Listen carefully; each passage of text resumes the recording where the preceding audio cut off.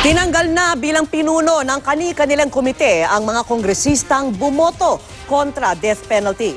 Yan naman po ang tinutukan live ni Tina Pangliban-Perez. Tina.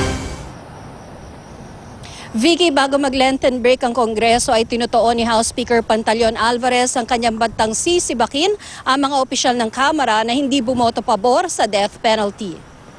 Mr. Speaker, I move that we declare the positions of the chairperson of the following committees vacant.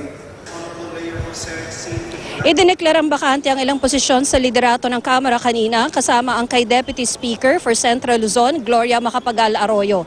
11 committee chairmanship din ang idineklarang bakante. Kabilang sa mga tinanggalan ng komite, sina Vilma Santos Recto ng Civil Service and Professional Regulation Committee, Antonio Tino ng ACT Teachers na chair ng Public Information Committee at Jose Christopher Belmonte ng Quezon City bilang chair ng Land Use Special Committee. Sa statement ni Arroyo, ayon sa kanya, mabigat na issue ang death penalty at dapat ang boto rito ay base sa konsyensya at personal na conviction ng kongresista. Kaya raw sa kabila ng kanyang pagsuporta kay Pangulong Duterte at kay Speaker Alvarez ay bumoto siya ng no.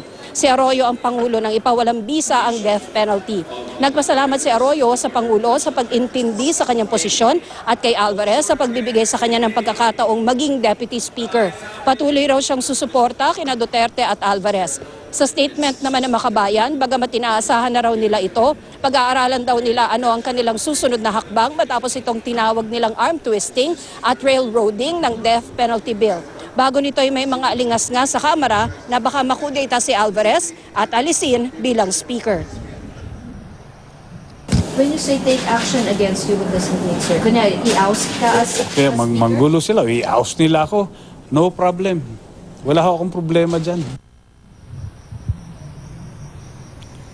Vicky, pagbalik ng Kongreso sa May 2 ay inaasahang pupunuan ang mga nabakanteng posisyon. Sa ngayon kasi iisa pa lang sa mga tinanggal na committee chair ang napalitan, yung sa Basic Education and Culture. Vicky? Maraming salamat sa iyo, Tina Pangliban-Perez.